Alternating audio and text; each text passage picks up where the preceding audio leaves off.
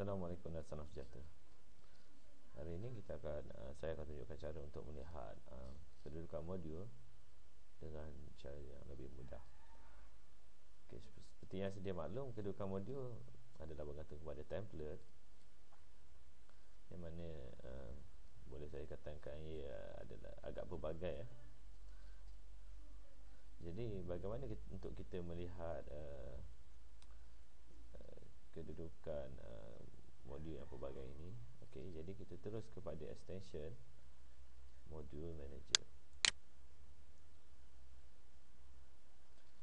Okey, jadi untuk kita melihat kedudukan modul, okey, kita dapat lihat di sebelah kanan ni, position. Okey, ini adalah kedudukan modul. Left, right, footer, breadcrumb.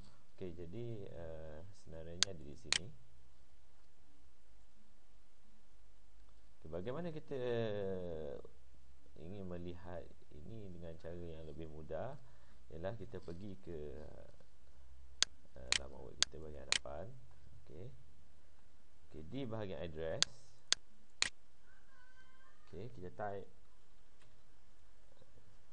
sama dengan TP minta maaf, tanda soal TP sama dengan 1, kemudian enter.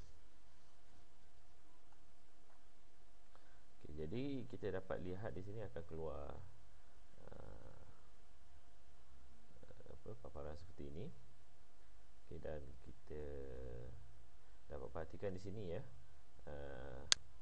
di penjuru kiri atas, okay, terdapat label.